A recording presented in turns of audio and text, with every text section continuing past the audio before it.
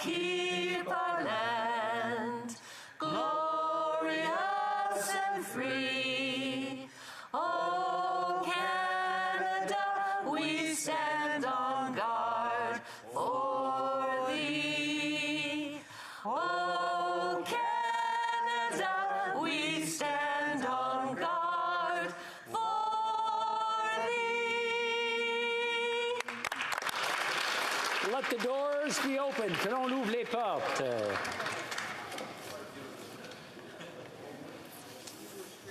Statements by members. Déclaration de député. The Honourable Member for Kitchener-Conestoga. Thank you, Mr. Speaker. The resilience and courage of Ukrainians have inspired the world, and Canada is unwavering in its support for Ukraine and the democratic values that our countries share. The capacity for Canadians to open their hearts and their homes is truly inspiring. We've seen an exceptional amount of goodwill coming from our community in Kitchener-Conestoga. I'm proud of the many hosts that offer spare rooms and spaces to those in need. Today, I want to acknowledge the temporary residence that's opened its doors for Ukrainian refugees coming to Woolwich Township. My friends Karen and Bob Martin have converted Hillside residence, their former retired residence in Maryhill, to open doors for Ukrainian refugees, providing temporary housing for 22 Ukrainians. I also want to commend the organization Waterloo Region Grassroots Response, who've been instrumental in helping with the settlements. This is now the second residence in Woolwich to open its doors to Ukrainian refugees, the first being the former Jakobs Settle Inn in St. Jacobs. So thank you to Karen and Bob Martin, and thank you to Waterloo Region Grassroots Response for offering a place to live and making a positive difference in our community. Thank you, Speaker. The Honourable Member for Dufferin-Caledon. Mr. Speaker, Hospice Dufferin is partnering with 8 local restaurants and cafes during February to host the Hot Chocolate Festival, and the purpose of this is to help support Hospice Dufferin, which is an amazing organization in my riding of Dufferin-Caledon. And community support is absolutely critical because they only get about 60% of their funding from the government, and the rest they have to make up in the community to offer the services to the people of Dufferin. So all of February, 8 local restaurants and cafes are going to have their own signature drink to support the Hot Chocolate Festival and Hospice Dufferin. $1 from each drink will go to Hospice Dufferin. You can find out where you can get your special drink at hospicedufferin.com. Come on, Dufferin-Caledon, let's go buy those drinks and support Hospice Dufferin. Yeah. The Honourable Member for Markham-Unionville. Thank you, Mr. Speaker. Today I'm proud to rise in this House to welcome members of the Coptic churches from the great city of Markham to our nation's capital and to thank them for the hard work and community services in my riding of Markham-Unionville. I would like to specifically acknowledge His Grace, Bishop Bullis, His Grace, Bishop Achilles, Father Pichoy, and thank them for their service to the less fortunate and your support of local charities and your efforts to bring the community together, an example for all of us. On behalf of the constituents of Markham-Unionville and the entire country, I would like to express my deepest appreciation for all the work that you do. Your work serves as a reminder of the importance of serving others and the powers of community to make a positive impact on the world. Thank you for being with us today. May your visit to our capital city be a memorable one, and may your journey be filled with joy, peace, and hope. Thank you, Mr. Speaker. L'honorable député de Belleuil-Chambly.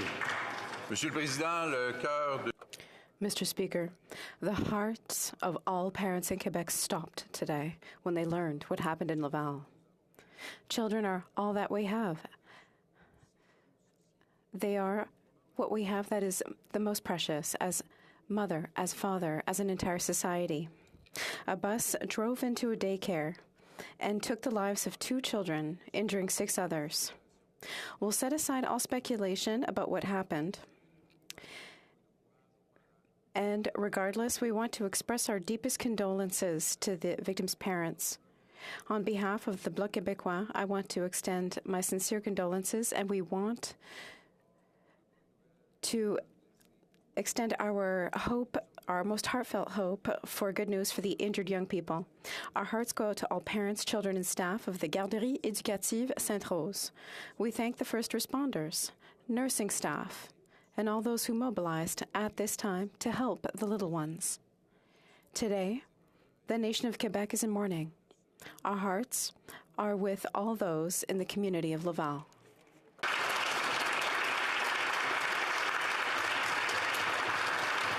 L'honorable député d'Orléans. Mr. Speaker, February is internationally known and recognized as Black History Month.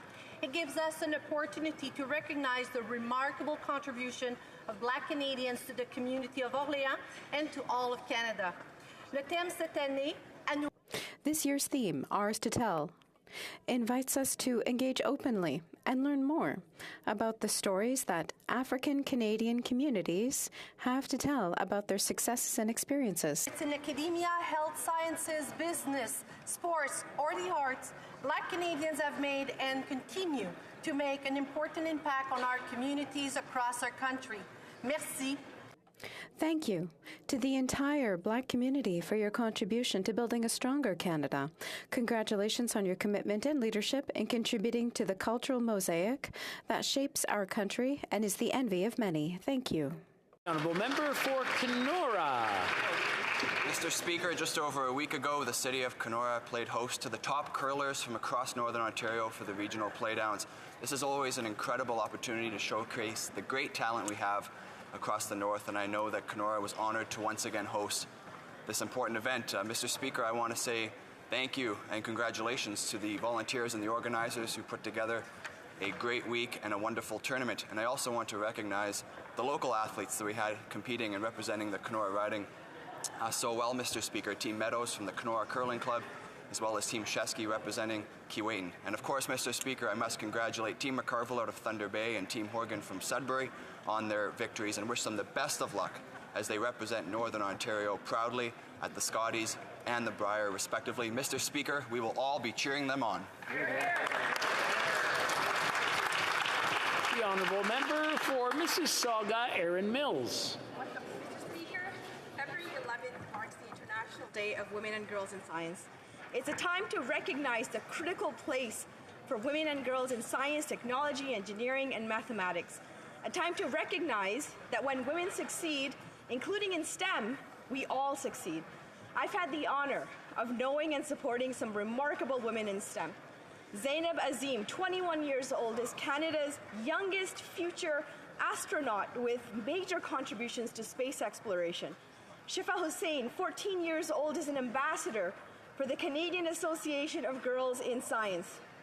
Knowing and supporting women and girls like Zainab and Shifa is how we ensure that equality of opportunity exists in STEM for everyone. I am proud to be part of a Liberal government that continues to stand with women, invest in women, and to continue breaking barriers so that girls worldwide can contribute to our collective progress. Thank you, Mr. Speaker. The honourable member for Yukon. We will tell you something about our past history, then something about the problems we have today, and finally, our thoughts about the future. Mr. Speaker, that is from the introduction to a document entitled Together Today for Our Children Tomorrow. 50 years ago, Elijah Smith and a delegation of Yukon chiefs went to Ottawa to meet with Prime Minister Pierre Elliott Trudeau and present him with this historic document. The document claimed First Nations' right to have their economic, social, and cultural needs met through a settlement with Canada. That meeting was the first step on a long journey towards the Umbrella Final Agreement and some of Canada's first modern treaties. Next week, I will be joining the 50th anniversary of Together Today for Our Children Tomorrow, and I welcome any member to join me there. As Yukon's Grand Chief Peter Johnson said, these celebrations truly honour the journey and the stories of the leaders whose vision and determination have had an unprecedented and immeasurable impact on the lives of Yukon First Nations and Yukoners alike. Shonathan, Gunalshish, and see you there. The honourable member for Northumberland, Peterborough South. Mr. Speaker, after 8 years as Liberal Prime Minister, Canadians can barely afford to feed themselves, with food inflation over 10%. After 8 years of this Liberal Prime Minister, Canadians can barely afford to fill up their gas tank to go to work because of the punishing impact of the carbon tax. After 8 years of this Prime Minister, Canadians can't even afford their own homes, with mortgage payments and rents doubling. After 8 years of this Liberal Prime Minister, Canadians are struggling just to survive, with inflation at record 40-year highs. After 8 years, Mr. Speaker, Canadians cannot afford this Prime Minister. Canadians need and deserve a Prime Minister who will put the people first, fight the affordability crisis, and give people control of their lives back. The honourable member for Milton. Edmonton. Thank you, Mr. Speaker. Yesterday was Ski Day on the Hill. Perfect timing, as this week is Winter Health and Fitness Week. Cross-country skiers from as far as Salmon Arm, senators, fellow members, and even some Ukrainian newcomers strapped on our cross-country ski gear and raced laps around the West Lawn. Big thanks to groomer Dave of the Kitchissippi Trail for setting things up and making sure that we had a smooth run. And thanks especially to my friend Marty Deacon from the other house and fellow Olympian Sue Holloway. She's actually an Olympian in my two favorite sports. She's a cross-country skier and a medalist in kayaking.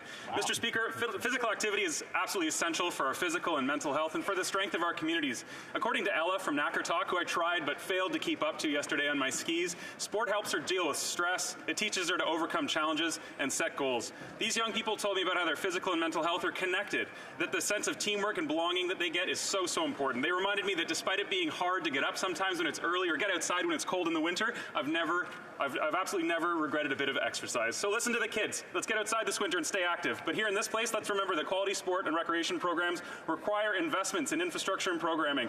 And that investments in sport and play are investments in our collective health, just as important as investments in health care. That's right. The Honourable Member for Tobique-Mactaquac. Mr. Speaker, after 8 long years of this Liberal government, Canadians are realizing that elections have consequences and that they've walked to the far side of a disappointing decision. After 8 years, Canadians have seen their paychecks dwindle so that even the most basic necessities are out of reach. After 8 years, seniors, especially those on fixed incomes, are having to choose between eating and heating. Conservatives will keep the heat on and take the tax off. After 8 years, food prices are at all-time highs, forcing families to make impossible choices. This has led to over 1.5 million Canadians visiting their local food banks in just 1 month. After 8 years, young people are seeing the dream of home ownership evaporate due to this government's runaway spending that is causing sky-high inflation and ever-rising interest rate. After 8 years, our farmers, transporters, and small business owners have all experienced the devastating consequences of soaring input costs. After 8 years, Canadians are desperately needing their hopes restored, and they're wanting their country back that they know and love. For Fort McMurray Cold Lake. Thank you, Mr. Speaker. The job-killing carbon tax is a tax plan, and after 8 years, it is making everything more expensive.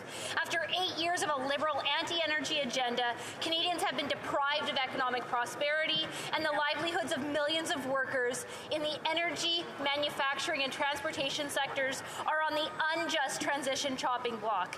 After 8 years, Canadians are struggling to cope with 40-year highs in inflation, and 1.5 million Canadians visited a food bank in a single month. Shame. Heating your home in the winter isn't a luxury, yet after 8 years of Liberals in charge, Canadians are being forced to choose between heating or eating. After 8 years, Canadians are out of money and they can't afford to eat, heat, or house themselves. Canada's Conservatives are ready to turn the hurt into hope and help families get ahead, not just get by. That's right. Conservatives will clean up this disaster and ensure that Canadians can get their heat on by turning the carbon tax off. The Honourable Member for London West. Mr. Speaker, as we honor the legacies of Black Canadians, Ours to Tell is the theme encouraging us to look within our own villages and to find Black Canadian trailblazers in our ridings and celebrate them. Many of us know a lot of first, seconds, and third Black Canadians in many fields, but Mr. Speaker, to quote Ben Okri, there is no exhaustion where there's much to be hoped for, where much is to work towards, and where the dreams and the sufferings of our ancestors have yet to be realized and redeemed. I know that history is all there to be made in the future, and I look forward to the day when we will celebrate the stories of the 20th, the 30th, and the 50th. I welcome and look to our many stakeholders from across the country joining us in today's celebration, and I want to say thank you. Thank you for obeying your ancestors' wildest dreams, and thank you for keeping the light in our communities. Thank you, Mr. Speaker. The Honourable Member for Edmonton Strathcona. I want to take an opportunity to thank Canada's international development sector for their fantastic work, particularly their efforts to build a better world for women and girls. As we know, women and girls are particularly vulnerable to humanitarian crises, to climate change, to conflict. And while Canadian organizations continue to play a vital role around the world, the federal government has not lived up to their obligations. Canada must be ambitious. The government must commit to strategic, predictable, and significant increases in funding. Remove barriers that prevent Canadian organizations from doing their vitally important work. Barriers like what we are seeing in Afghanistan, where we have no carve-out for humanitarian organizations. And finally, Canada needs to ensure that we have a strong public foreign policy, a feminist foreign policy that puts women and girls at the forefront of all of Canada's foreign policy decisions. Mr. Speaker, Canadians are doing their part. It's time for the Canadian government to do theirs. Happy International Development Week. L'honorable député de Berthier-Masquinon-G. Monsieur le Président, dans les Mr. Speaker, in recent weeks, the Bloc Québécois has been touring Quebec to promote Bill C-282. It aims to protect supply-managed agricultural sectors by preventing future international agreements from negatively impacting our farmers' market share and the income they earn from their hard work. Supply management is an essential vector for the economy of our regions and contributes to feeding Quebec and Canada. It must finally be protected. Once again today, a large number of agricultural stakeholders came to Parliament Hill to express their strong support for this bill. I want to thank them and express all my respect for them. Thank you for your hard work, and especially thank you for your presence, which reminds parliamentarians of the importance of supporting this bill to maintain our agricultural model, which is so effective and so resilient. The message is clear. Fellow parliamentarians, let's unite and pass Bill C-282 together. Le député de Bellechasse-les-Échemins-Lévis.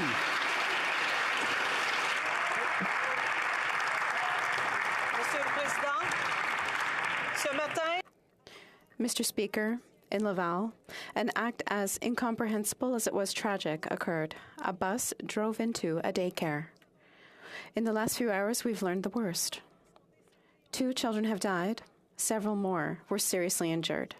As a mother, I can imagine the worry, the distress, and the sorrow in the hearts of the families affected by this tragedy.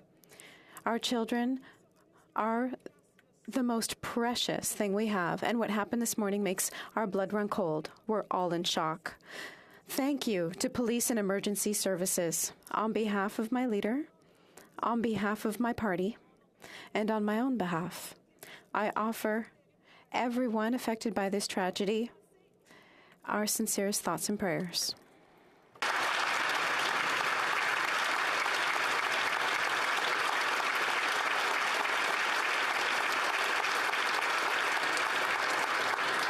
The honourable member for Mississauga Lakeshore. Mr. Speaker, I'm honored to be standing before this House as a newly elected representative of Mississauga Lakeshore. Our community has a rich history. We owe a debt of gratitude to the Mississaugas of the Credit First Nation. This is also my home, where my wife Zenny and I raised our 3 children. We're blessed to be part of a vibrant and active community engaged in revitalizing our waterfront and enhancing our villages. They're champions in protecting our conservation areas so that future generations can thrive. And I'm humbled by the trust my neighbors have put in me. My constituents also want us to promote a prosperous Canada. My family sought freedom and opportunity in Canada years ago, and we're very grateful. Like many new Canadians, it became our duty to give back and ensure that others also reach their full potential. That means working to create a strong economy that sustains social programs like universal health care and support businesses who are the backbone of creating jobs. And finally, I believe in standing up for the rights and freedoms of all Canadians. We must work together. As my father Antonio said, there's room for everyone to compete and do business, room for everyone to learn, and more importantly, room for everyone to help each other. Thank you, Mr. Speaker.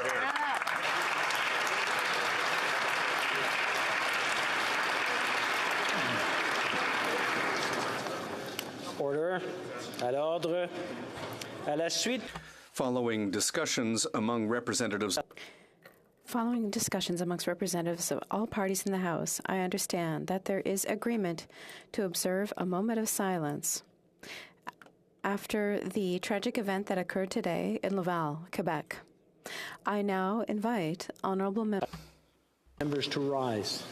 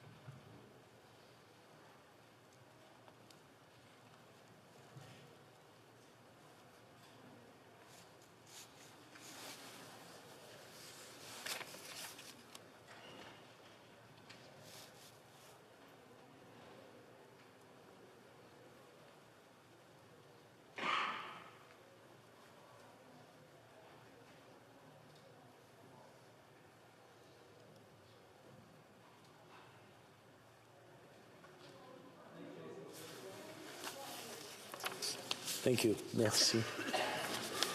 Oral questions. Question orale. The Honourable Leader of the Opposition.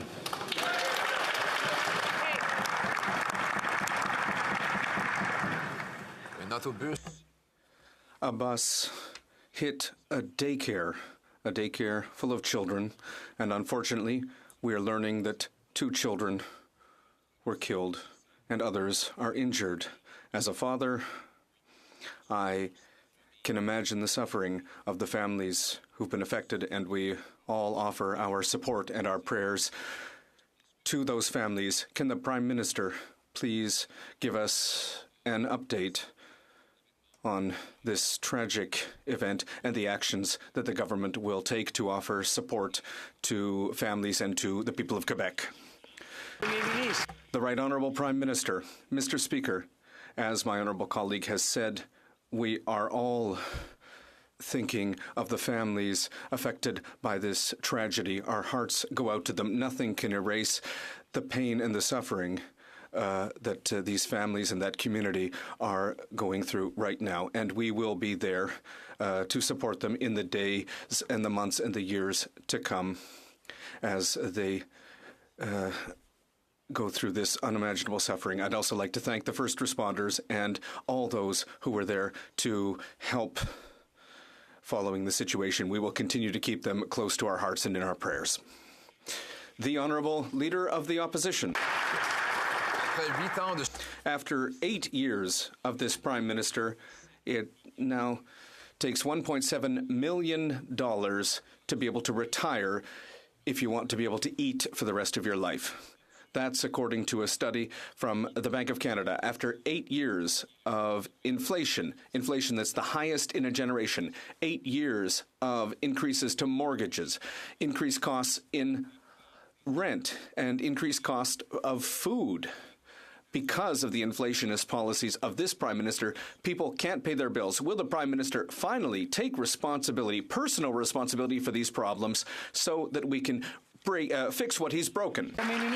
The Right Honourable Prime Minister. Mr. Speaker, we understand that there are a lot of people, including seniors, who are facing difficult situations right now, but it's not true that we haven't been there for them over 8 years. To the contrary, we increased OAS by 10% for seniors 75 and over. We increased the Canada Pension Plan. We increased the GIS for single seniors. We made high-speed internet more affordable for vulnerable seniors. We doubled the tax credit, the GST tax credit, to help seniors. We will continue to be there for seniors, and we will continue to be there to support them in these difficult times, because we know that that's how we are going to get through these times together.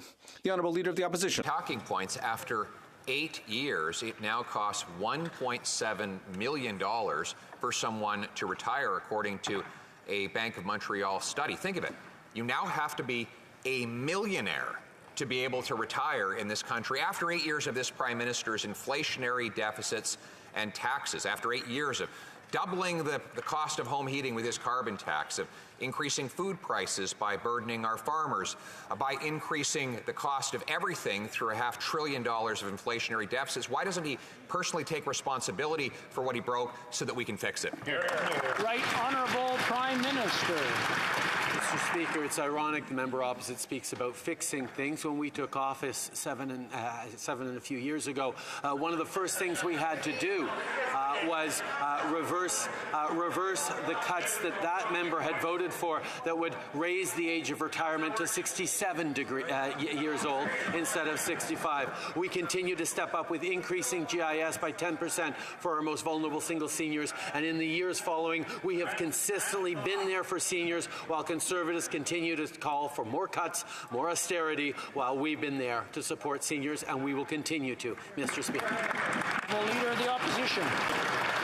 What he's done is double the rent to $2,200 a month as an average in the 10 biggest cities. He's doubled the home heating bills right across the country, and he's doubled the average mortgage payment to well over $3,000 a month. No wonder 9 out of 10 young people who don't own a home believe they never will. This is after 8 years of inflationary policies that have driven up the cost of housing and driven up interest rates to pay for it. Why won't the Prime Minister admit that these things are broken after 8 years of his leadership so that we can fix them. The Right Honourable Prime Minister. Mr. Speaker, over the past 8 years, we have stepped up on investing in housing. We've invested in low-income rentals. We've made sure that seniors have extra supports so they can retire with dignity. After a previous Conservative government that consistently nickeled and dimed seniors, nickeled and dimed veterans, refused to support young families, these are the kinds of things we've been working on. And yes, Mr. Speaker, there is more to do, which is why we're so surprised that the Conservative Party stood against extra supports for low-income renters, stood against supporting families to send their kids to dentists when they couldn't afford it. These are things that we will continue to do. Leader of the Opposition. Well, the Prime Minister said he was drawing the line to ban anyone from pointing out that things are broken after 8 years of his leadership. Well, his own parliamentary budget officer has crossed the line, Mr. Speaker, saying, and I quote, there is a system that is broken. Anybody who has recently applied for a passport, employment insurance, old age security, and the list goes on, they probably realize very well that the level of public service Canadians are getting is not what one would expect from a world-class public service. There is room for enhanced leadership. Mr. Speaker, will he call to the carpet this rogue parliamentary officer for saying that things are broken? Honourable Prime Minister. Mr. Speaker, after a very difficult pandemic, yes, there have been challenges on service delivery, and that's why this government has been stepping up. One of the areas we're stepping up in is recognizing that our universal public health care system needs more support, and that's why we're moving forward with $198 billion worth of investments in additional money to support provinces and territories in delivering better health care for Canadians, whether that's more access to family doctors, better mental health supports, better support for frontline health workers, or better data and information to underpin our system. We are there to invest while Conservatives continue to push cuts. The Honourable Member for Belleuil-Chambly. Mr. Speaker, I wouldn't want to get involved in something that's none of my business. I get the impression that things aren't going very well in the Liberal caucus, and the Prime Minister keeps adding new problems. The provinces have said that they need $300 billion to fix health care, and the government has come up with $46 billion over 10 years, which everybody finds completely insufficient. So let's start at the beginning, Mr. Speaker. Can the Prime Minister start by admitting that it's not $200 billion new dollars, but rather $46 billion new dollars? The Right Honourable Prime Minister. Mr. Speaker, over the next 10 years, there will be $198 billion new dollars invested in health care systems across the country by the federal government, including $46 billion in new funding for the province and territories to ensure that people have access to family doctors, to make sure that people have access to the best and better mental health services, particularly for young people, and to make sure that our frontline responders in the healthcare system are properly supported, and to make sure that we get better data and better information sharing for Canadians. The Honourable Member for Belleuil-Chambly. So, Mr. Speaker, now the government's no longer claiming that it's $20 billion a year. They're saying it's $4.6 billion a year. The provinces asked for $28 billion, so we're very far from what's really needed to take care of people. Because here, we know what the provinces need. Now, we are understanding that the government is indexing underfunding. The government is announcing that this real problem today is going to remain a real problem for the next 10 years. Can the Prime Ministers say and commit that this is not enough, and will he commit to making his offer better? The Right Honourable Prime Minister. Mr. Speaker, while my honourable colleague talks about what the provinces want, we are focused on what Canadians need. Canadians need more family doctors. Canadians need more help when it comes to mental health. Canadians need to know that frontline workers in hospitals and in the system are better supported and better paid, and Canadians need to know where their medical files are and have better access to information to better understand the system that's serving them. That is what we are doing in partnership with the provinces. We are going to improve the system for tomorrow. The Honourable Member for Burnaby South. Yesterday, in the Prime Minister's meeting with the premiers, he had a chance to tell premiers not to double down on for-profit care and poach from our hospitals. It turns out that Premier Doug Ford confirms that this never came up in any conversation. The Prime Minister had a chance to stand up for public health care, increasing staffing levels. Instead, he stood down. The Prime Minister used to believe in public health care. Why the flip-flop? Honourable Prime Minister. I'm sure my honourable NDP colleague will be pleased to know that he has been misinformed. One of the very first things I said when I sat down with the premiers yesterday was respect for our public universal system, and the principles of the Canada Health Act is foundational for this government and will be foundational for any money that we flow to the provinces and to healthcare systems across this country over the coming years. On this side of the aisle, we will always stand up for universal public health care. Honourable member for Burnaby South. In the last election, the Prime Minister denounced for-profit privatization in our healthcare system, and he said that that wasn't innovation, and I agree. But that wasn't the case yesterday. It's been confirmed that he didn't raise this issue in his conversations with the premiers. He had the opportunity to defend our public healthcare system, but he folded. Why this major flip-flop? The Right Honourable Prime Minister. Mr. Speaker, I'll repeat the same answer in French so that my NDP colleague can hear it again. The first thing that I said to the provinces yesterday when we sat down to talk about the healthcare system and the investments that the federal government is going to make to help people was that it's essential to respect the Canada Health Act, to continue with our public universal healthcare system, which provides services to Canadians across the country. This is a fundamental principle that we will always defend. We will always be there to defend our public system. The honourable member for Thornhill. Speaker, after 8 years of this Liberal Prime Minister, Canadians can't afford groceries. They're up 11%. They can't afford rent. It's doubled. 9 out of 10 young people say they'll never be able to afford a home. And to add insult to injury, he's tripling the carbon tax. Will the Prime Minister take responsibility for the cost of living crisis that he created, or will he at least get out of the way so we can fix it? The Right Honourable Prime Minister.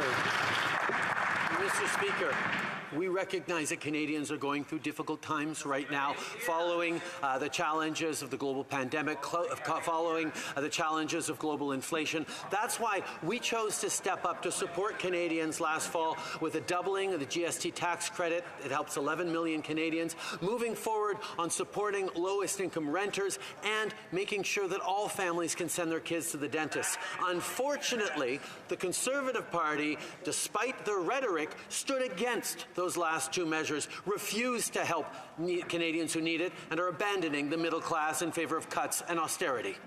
A member for Thornhill. The Prime Minister has been in that chair for 8 years, and for millions of Canadians, things have never been worse. Inflation is at the highest it has been in 40 years. Interest rates are the highest in a generation. Home prices and rents are the highest they've ever been. He can try to deflect responsibility. He can try to blame someone or something else. Conservatives are fighting to keep the heat on and the taxes off. Will he at least do the same? Honourable Prime Minister. Mr. Speaker, it's interesting to see the lengths to which Conservatives will go to pretend like the pandemic never happened, because it was a very difficult time for Conservative politicians on the federal level who weren't convinced about vaccines, who didn't like all the supports we were sending to Canadians, even though not only did it ensure millions of Canadians were kept safer during the pandemic, but it allowed our economy to bounce back stronger than just about any of our fellow economies. In regards to supporting Canadians, our price on pollution puts more money back in the pockets of families at the same time as we're investing $500 million so that families can upgrade their home heating. Honourable member for Calgary, Forest Lawn. 8 years of this woke Prime Minister's inflationary spending, and seniors are going cold, hungry, and broke. 75-year-old Janet from Montreal says she's completely out of money because Liberal inflation drove up the cost of her groceries, gas, and her rent. And now she's saying she can't even retire. This Prime Minister will pile drive more seniors like Janet when he triples his failed carbon tax scam, further breaking seniors and Canada. Is this the sunny ways this Prime Minister was talking about? Will he take some responsibility, show some humility, and take the tax off so seniors can keep the heat on? The Right Honourable Prime Minister. Mr. Speaker, while the leaders of the opposition members are simply focused on frightening seniors, what we actually saw 10 years ago was they raised the age of retirement from 65 to 67, which we returned to 65 when we first took office. Then we moved forward with an increase in the guaranteed income supplement of 10% for the most vulnerable single seniors that party voted against. We continued to step up in ways to support Canadian seniors right across the country, lifting more of them out of poverty, while Conservatives continued to argue against those investments. Well, member for Calgary, Forest Lawn. This guy must be great at dodgeball, the way he ducks, dodges, and deflects questions in here. He sounds like a broken record, but not as broken as what Canada feels like after 8 years of his failures. He's completely out of touch. Does he actually think people are patting him on the back because he's raised the cost of gas, groceries, and home heating by his out-of-control spending and his failed carbon tax? If he doesn't want to take the tax off so Canadians can keep the heat on, why doesn't he just get out of the way so he can fix everything he broke? The Right Honourable Prime Minister. As a government, we stepped up to support Canadians during the pandemic. As a government, we continue to step up to support Canadians during these difficult times of high inflation and high interest rates. That's why we put forward initiatives to double the GST rebate for 11 million families. That's why we move forward with rental supports for the lowest income renters, why we move forward with dental supports for families who can't send their kids to the dentist. Those are two measures, Mr. Speaker, that despite all the rhetoric from the Conservatives, they can't dodge the fact that they voted against those initiatives. The Honourable Member for Louis Saint Laurent. Mr. Speaker, after 8 years under this Prime Minister, we know that the member for Papineau is more disconnected than ever from the reality of Canadians. Remember, last December, in front of 2,000 of his Liberal friends, what did the Prime Minister say in a solemn way? Canada is not broken. But Saturday morning, he got the answer from Canadians. 2 Canadians out of 3 say that Canada is in fact broken. And that's what happens, Mr. Speaker, when you're completely disconnected from the reality of everyday Canadians. When will the Prime Minister fully accept the responsibility for the fact that Canada is broken because of him? The Right Honourable Prime Minister. Mr. Speaker, throughout our history, Canada and Canadians have faced very difficult times. And right now, we're facing a difficult moment. But instead of saying, oh, well, everything's broken, we know what Canadians are doing. Canadians are there for each other. They are helping each other. They are there to help each other, and we know that they appreciate the investments that have been made in seniors, in dental care, for low-income renters. These are initiatives that our honourable colleague has voted against. We will continue to be there despite the opposition from the Conservatives to invest. The Honourable Member for Louis Saint Laurent. Well, unfortunately, Mr. Speaker, after 8 years of Liberal governments, not only is the Prime Minister completely disconnected from Canadians, but he's also disconnected from his parliamentary officers. The Parliamentary Budget Officer, Mr. Giroux, said yesterday in committee that I think that if you were to ask anybody who's tried to get a passport or who's tried to get any other service from government, they are all aware that we're not meeting service levels that we would expect from a world-class public service. Canada is broken. And that's not the Conservatives saying it. That's 2 Canadians out of 3, including the Parliamentary Budget Officer. When will the Prime Minister fully accept responsibility for this? The Right Honourable Prime Minister.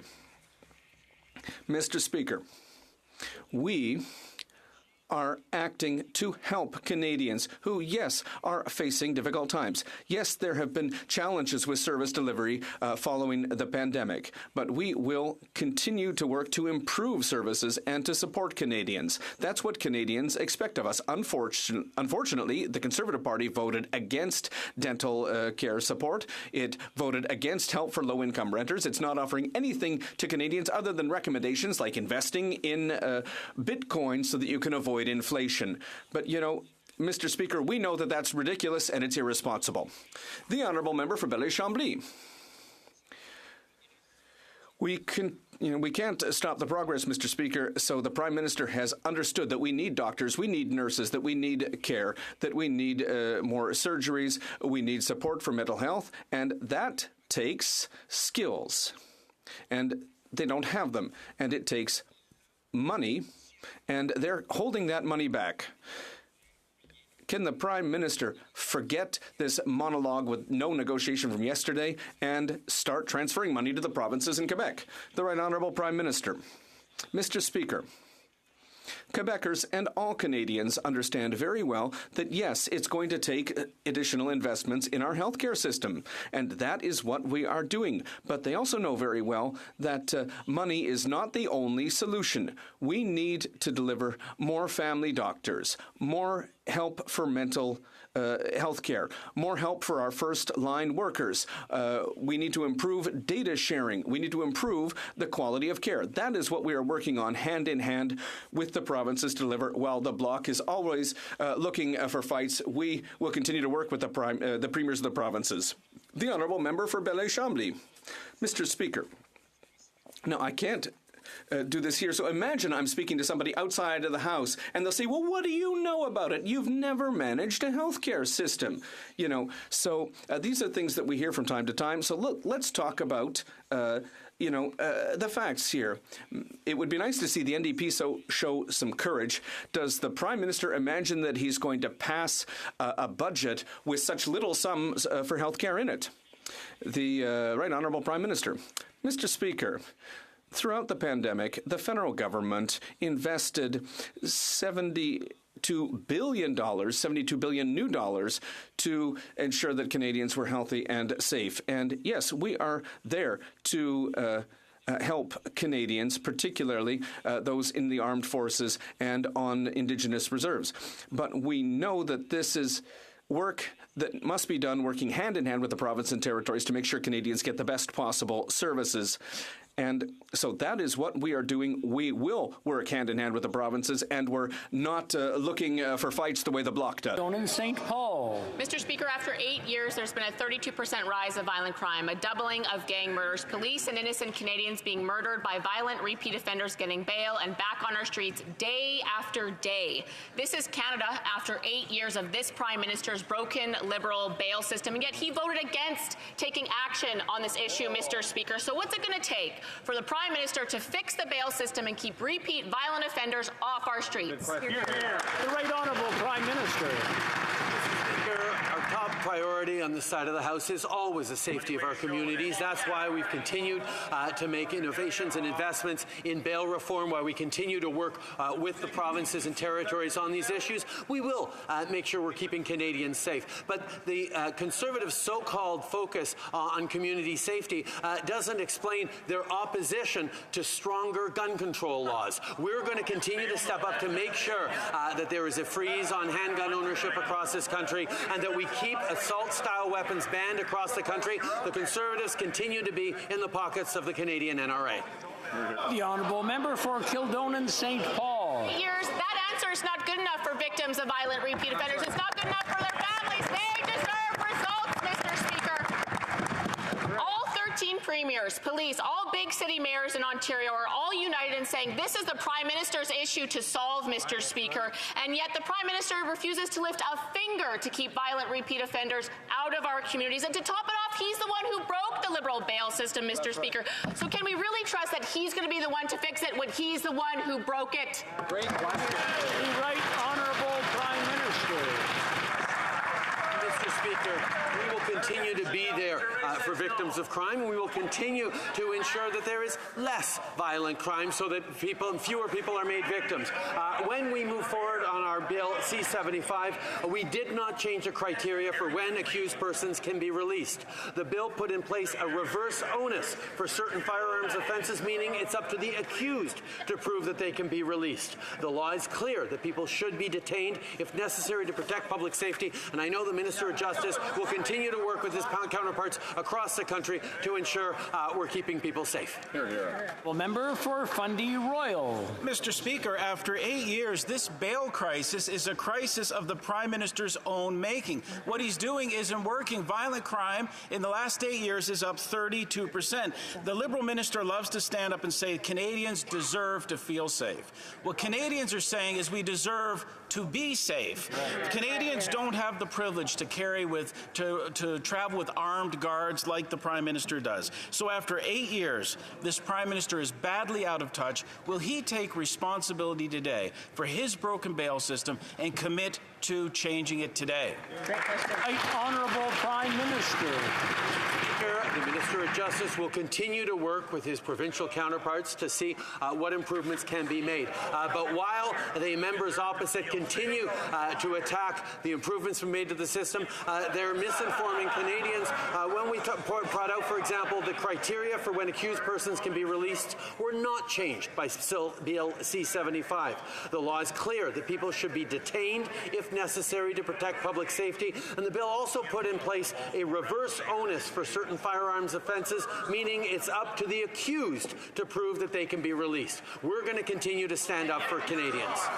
The Honourable Member for Charlebourg-Saint-Charles.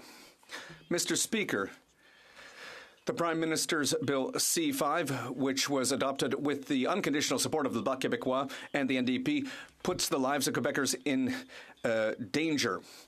For example, a criminal who was convicted of grave sexual assault will be able to serve his sentence at home thanks to this Prime Minister.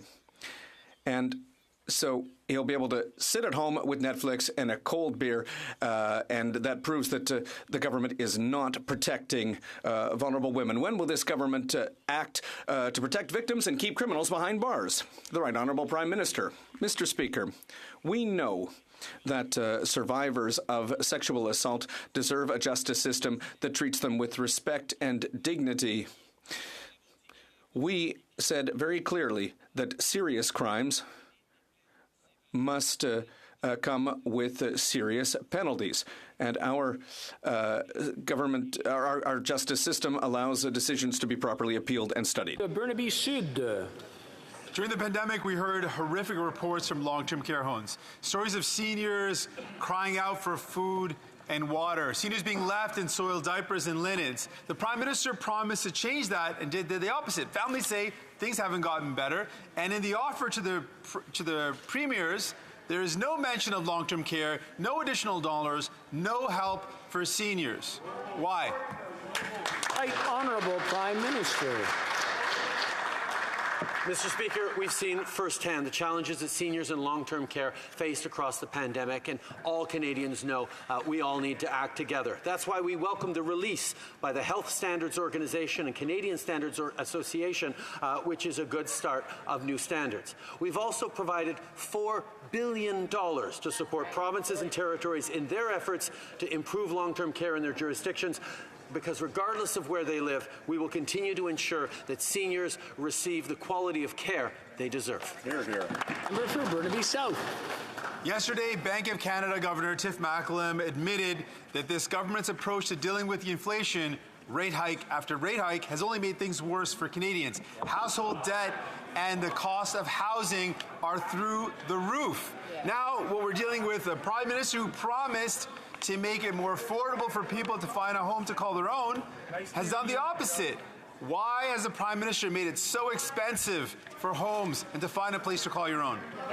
Right Honourable Prime Minister. Mr. Speaker, in our last budget, we moved forward with historic investments to support people buying their homes, whether it's move forward to eliminate some of the predatory practices in the real estate market, whether it's moving forward with $4 billion for municipalities to accelerate the construction of new homes to create more opportunities for buyers and renters, or whether it's moving forward with a savings account, tax-free savings account for first-time home buyers to help them buy their own home. We know there's much more to do, and we're going to continue doing it, working with all parliamentarians.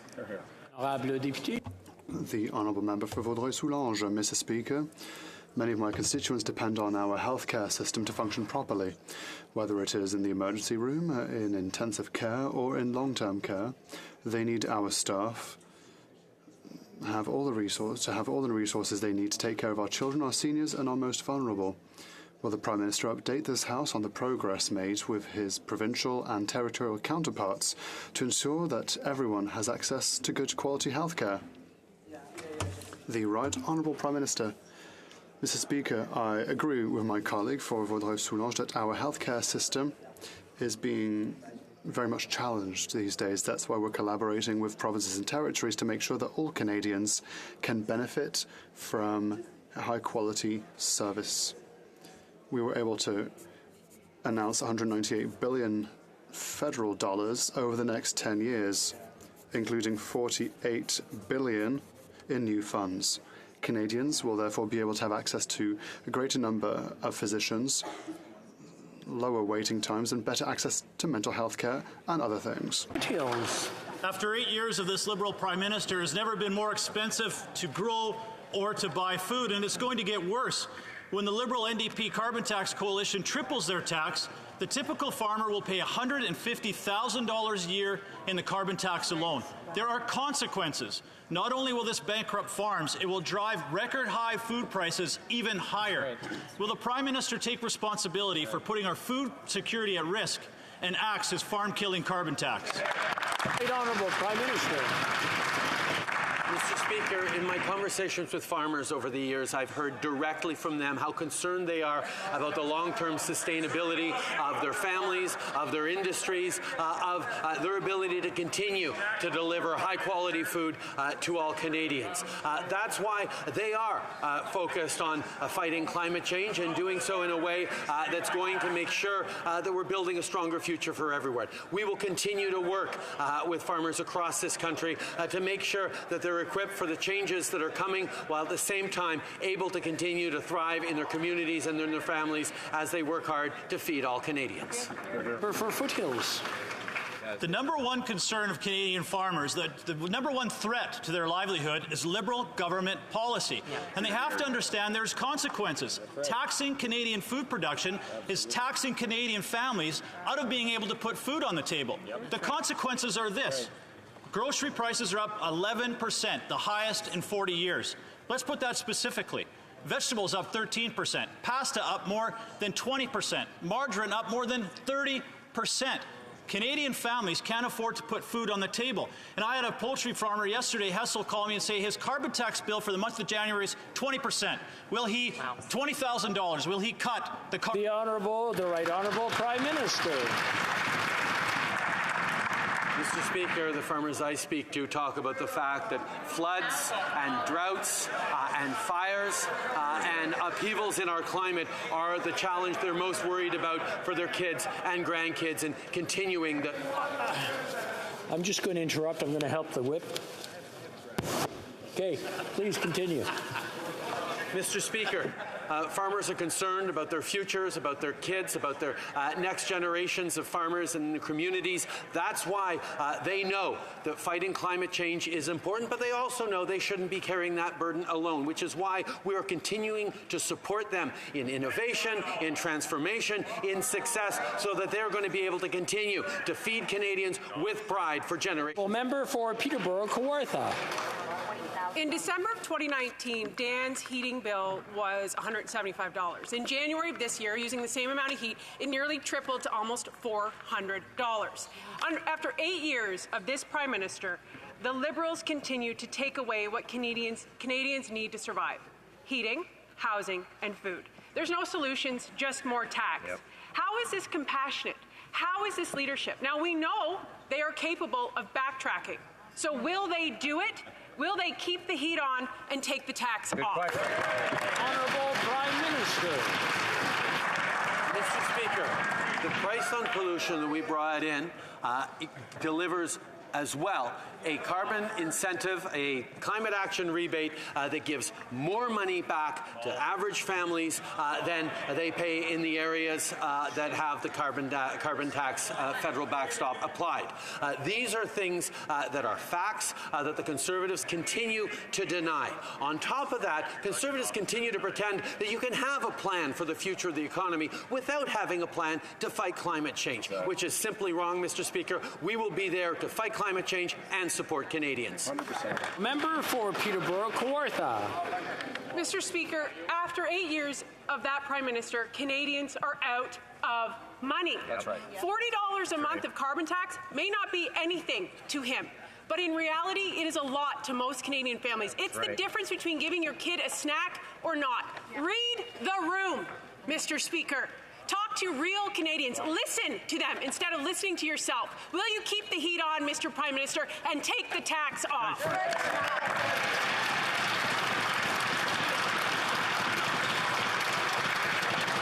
I just want to remind the Honourable Prime Ministers to speak through the Speaker, not directly to each other. The Right Honourable Prime Minister. Mr. Speaker, if the Honourable Member were listening to her constituents instead of Conservative misinformation, she would have heard that the average family of four, a family of four in her riding, just received their first of 4 checks for $185 with the climate action incentive just this past month. We are there to invest in supporting Canadians while at the same time we fight against the impacts of climate change. We are there putting more money in families' pockets with a plan to fight climate change, which is what people across Ontario and across the country need from their governments. The Honourable Member for La Pointe-de-Lille. Mr. Speaker, yesterday the Official Languages Committee turned into a real circus because of certain Liberal members who refused to allow French to be the common language of Quebec.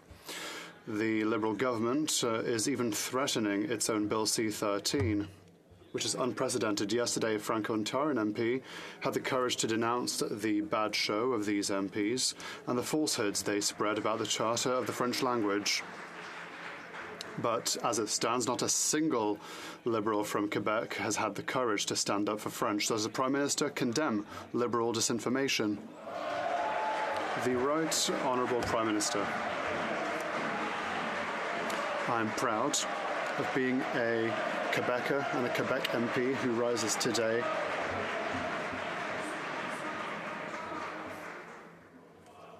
the Right Honourable Prime Minister from the top. Mr. Speaker, I'm proud.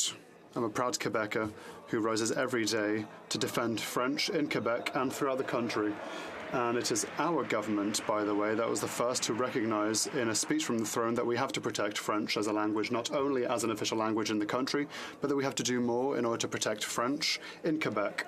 And through Bill C-13, that is exactly what we are doing in order to protect language minorities throughout the country and protect French in Quebec. We are here to protect French. We are here for our beautiful French language. The Honourable Member for La Pointe-de-Lille.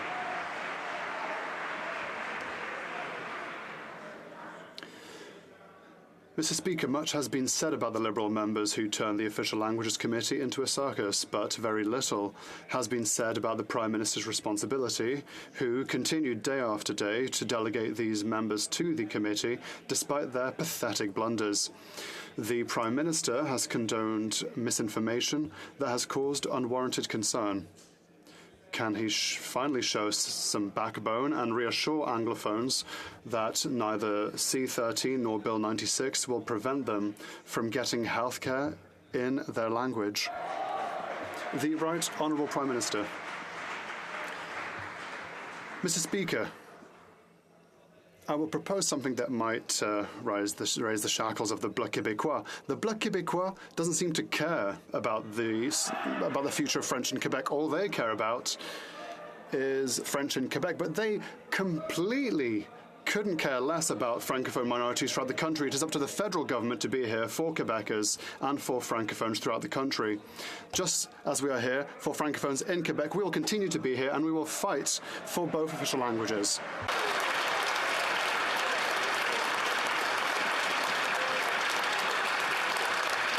The Honourable Member for Cumberland-Colchester. Mr. Speaker, after 8 years, this Liberal government has added more to the national debt than every other government combined. Wait times for health care are the longest they've been in 3 decades. Canadians cannot buy medicines for their sick children.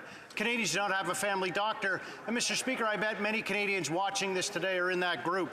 Canadians are tragically dying in emergency rooms around this country. The cupboard has been spent bare. When will the Prime Minister take responsibility for the broken healthcare system and step aside so we can fix what he broke? Hear, hear. The Right Honourable Prime Minister. Speaker, I'm pleased to inform the member opposite that yesterday we announced $198 billion worth of investments of additional funds in health care over the coming 10 years. This is money that provinces will be investing to make sure people have better access to family doctors, making sure that there are better and more timely mental health cares, that we're supporting our frontline workers, that we're grounding our systems in better data, better health information. And on top of that, Mr. Speaker, for the emergency rooms that the member opposite is worried about, we're sending $2 billion immediately to provinces and territories so they can deal with the important pressures facing them. We are there to help on health care. Well, member for Cumberland Colchester. Well, Mr. Speaker, I would like to inform the member from Papineau that after 8 years of this Liberal government, everything in Canada is broken. Canadians cannot get a passport. 1.5 million Canadians are visiting a food bank every month. 5 million Canadians do not have a family doctor. Canadians cannot afford rent or a mortgage. Canadians have to choose between heating their homes and eating, all under the watchful gaze of the member from Papineau. Everything in Canada is broken. When will this Prime Minister take responsibility for these problems, step aside so Conservatives can fix what he broke?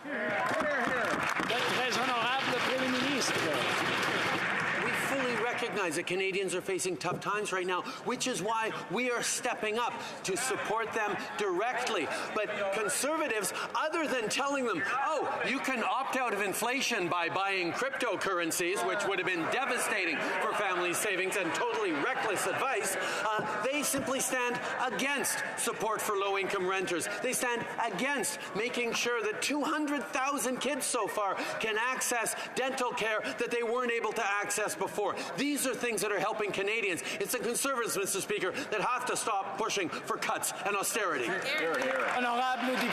The Honourable Member for Mégantic-L'Érable. Mr. Speaker, after 8 years of this Prime Minister, Canadians are finally realising that all these beautiful words to help the middle class was just a bunch of theatrics. Mr. and Mrs. Everyone finds it much more difficult to pay their bills. After 8 years of this Prime Minister, these inflationist expenditures have increased inflation and interest rates, and so people are abandoning their dreams of buying a home. After 8 years, will the Prime Minister finally take his responsibilities when it comes to increasing the price of rent, oil and groceries so that you can finally fix what he broke? The Right Honourable Prime Minister. Let us make things clear. For the past 8 years, 2.7 million Canadians have been able to rise out of poverty. But of course, people are still living difficult times today. And that is the reason for which we are investing in improvements in our healthcare system, investing in order to help low-income renters, investing in order to help our seniors, investing to help with dental care for under 12-year-olds who otherwise would not be able to afford these dental services. We are here to help Canadians. The Conservatives continue to offer cuts and austerity. From Alpec. Thank you, Mr. Speaker. Mr. Speaker, for weeks now, the Conservative leader has been saying this Liberal government helped Canadians too much during the pandemic. But let me be clear. The government supports included an additional $72 billion for health care to the provinces and territories. My constituents are left to wonder, how worse off would their hospitals and healthcare system be if the leader of the Conservatives were in charge? Will the Prime Minister follow the Conservative leader's misguided advice of austerity and cuts to healthcare spending, or can the Prime Minister provide us with any policy alternatives? Honourable Prime Minister. Speaker, as you well know, I can reassure the member from Malpeque for his question, thank him for his question and advocacy, and reassure him that we will be taking no lessons on cuts and austerity from the Conservative Party. As Canadians, we place a lot of value in our universal public health system, but we know it hasn't been living up to expectations. That's why yesterday we brought forward a plan to increase health funding over the next decade. We know that Conservative Party's approach is one of austerity and cuts, but let's be very clear. You don't hire any more doctors or reduce wait times with cuts. On our side, we're focused on making investments and delivering results for Canadians. Hear, hear. The Honourable Member for Haldimand Norfolk. After 8 years of this Prime Minister, we have billions of dollars of waste. The Canada Infrastructure Bank was created on the recommendation of former McKinsey CEO Dominic Barton. The current CEO of the bank was a partner at McKinsey. Wow. And surprise, McKinsey has received consulting contracts of $1.5 million. This taxpayer-funded bank, it lacks integrity and transparency. Will this Prime Minister take responsibility and fix what he broke by canceling this out-of-control infrastructure bank? The Right Honourable Prime Minister. Mr. Speaker, when we took office 8 years ago, we made a commitment to Canadians that we would invest in the kinds of infrastructure that would grow our economy, create good jobs, and create opportunities for all Canadians. That's exactly what we've been doing through various ways of investing in public transit, investing in new trade corridors, investing in record amounts of housing, because we know that Canadians want to see a better future built every single day in this country. That's why we'll take no lessons from the Conservatives on not spending and investing in infrastructure other than a few doorknobs here and there. We will continue to move forward on infrastructure. Member for Leeds, Grenville, Thousand Islands and Rideau Lakes. After 8 years of this Prime Minister, Liberal insiders have been lining their pockets while Canadians have been lining up at food banks. And McKinsey, one of those insiders, is the very same company that helped turbocharge opioid sales. They were involved in government corruption scandals the world over, and of course helped the government of Saudi Arabia track down and punish their opponents. That's the company that this Prime Minister gave $120 million of taxpayer money to. So will this Prime Minister finally take responsibility for giving Canadians tax dollars to a corrupt company, or will he get out of the way? So, Honourable Prime Minister. Mr. Speaker, over the past years, we've made significant investments to support Canadians, yes, through the pandemic, but also in the years leading before it, where we were investing in creating jobs, in lifting Canadians out of poverty, in preparing for a clean energy future that Canadians know is around the corner. We will continue to be there to support Canadians, whether it's with rental investments or dental care or doubling the GST rebate for low-income Canadians and middle-income Canadians. We're going to continue to be there to invest and support Canadians. Unfortunately, the Conservatives continue to push for cuts and austerity. The Honourable Member for Lévis-Lotbinière. Mr. Speaker, after 8 years under this Liberal Prime Minister, close ties exist between McKinsey and Canada and the Canada Infrastructure Bank, which is run by McKinsey's multinational alumni. The Infrastructure Bank gave contracts to the firm that had recommended its creation, all without a call for tenders, confirming another scandal. Mr. Speaker, Canada is broken.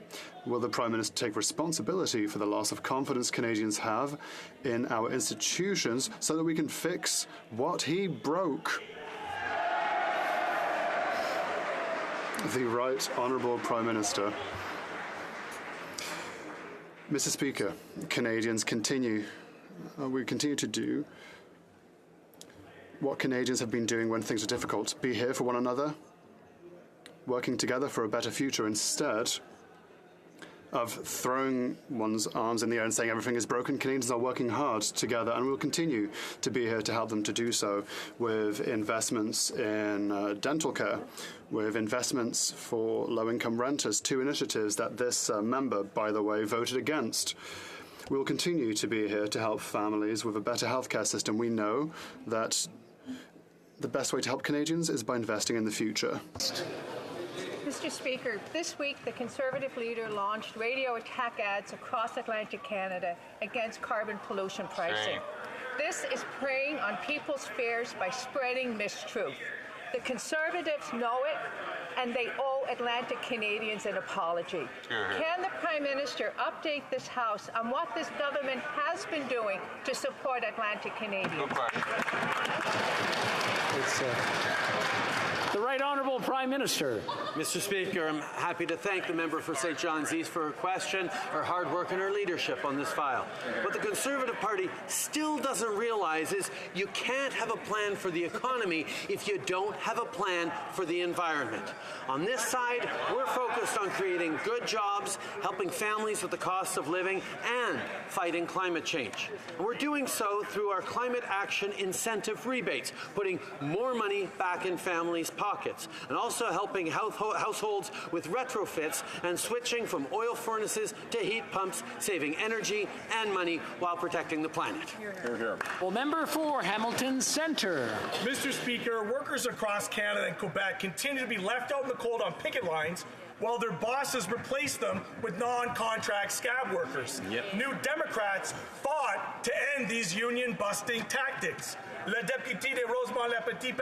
The member for Rosemont-la-Petite-Patrie has already tabled an anti-scab bill. All the minister has to do is adopt it. No need to delay things any longer than that. Why is this minister delaying the rights for workers for their ability to collectively bargain? Pourquoi?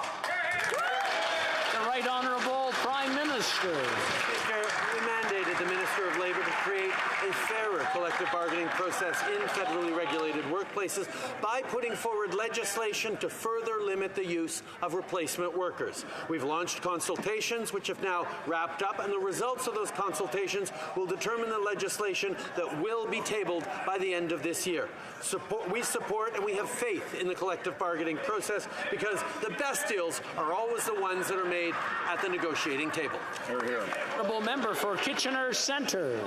Mr. Speaker, it's been almost a year since the governing party promised to bring in a home buyer's bill of rights, to end blind bidding in home sales, and to tackle large corporate investors in the housing market. All these actions would help make housing more affordable, but the federal government hasn't implemented any of them yet. What are they waiting for? We need urgent action on the housing crisis. When will the PM finally deliver on these promises? The Right Honourable Prime Minister. Mr. Speaker, this government is committed to leveling the playing field for young and middle-class Canadians looking to buy a home. That's why Budget 2022 announced that we will work with provinces and territories to develop and implement a home buyer's bill of rights and a national plan to end blind bidding. The Home Buyers Bill of Rights will tackle unfair practices in the real estate market and could include measures to ensure the right to an inspection and transparency in sales history. We will not rest until we ensure that the dream of home ownership is protected. Hear, hear. I'm afraid that's all the time we have today for question period. I wish to draw the attention of members to the presence in the gallery of the Honourable Tugay Ese Tofudulo, Speaker of the House of People's Representatives of the Federal Democracy of the Republic of Ethiopia.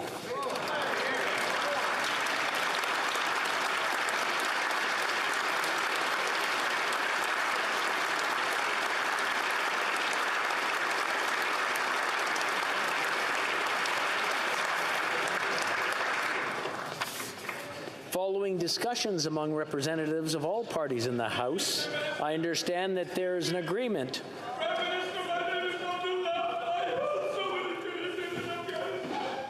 following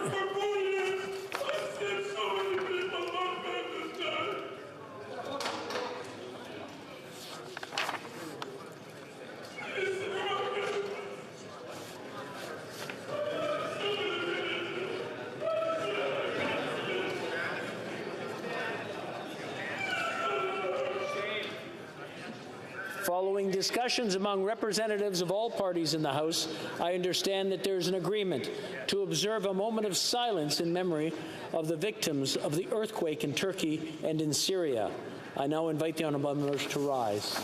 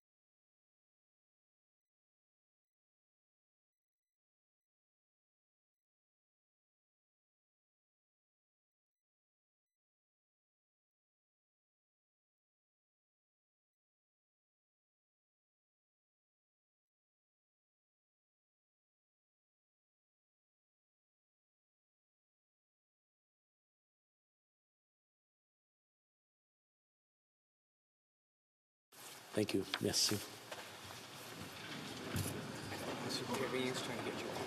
Okay.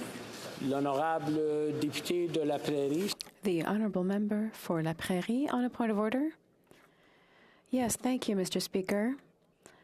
In response to a question from the member for La Pointe de l'Île, the Prime Minister, talking about the bloc, said that they don't care about Francophone minorities throughout the country. Mr. Speaker, I have to say that that is unparliamentary and false. And so I demand an apology from the Prime Minister.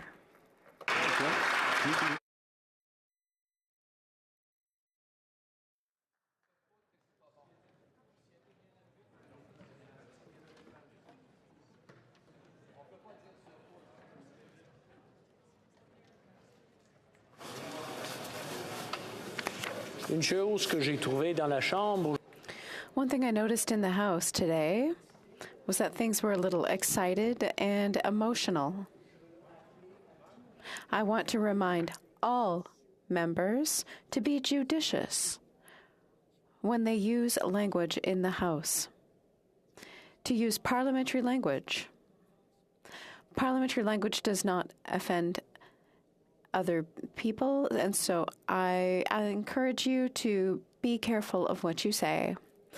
318, pursuant to order made on Thursday, June 23rd, 2022, the House will now proceed to the taking of the deferred recorded division on the motion of M. Poilievre relating to the business of supply. Call in the members. Already here.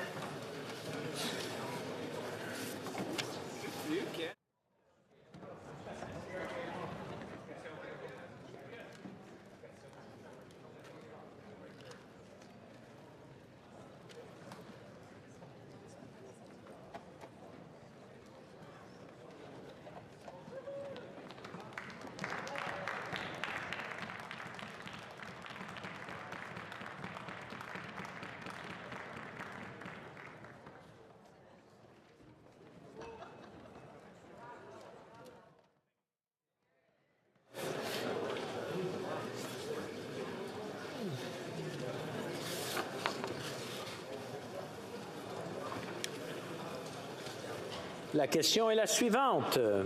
The question is the following one. Mr. Poilievre. Seconded by Mr. Alain. Moved given that. 1, given the Bank of Canada has admitted the carbon tax contributes to inflation. 2, the parliamentary budget officer says that households will pay more in carbon tax costs than they get back. 3. Government plans to triple the carbon tax, which will increase the price of gas, groceries, and home heating. The House call on the government to immediately cancel the carbon tax. La période de 10 minutes pour les députés. The 10-minute period for members voting remotely has started, and the House will now proceed to the vote for members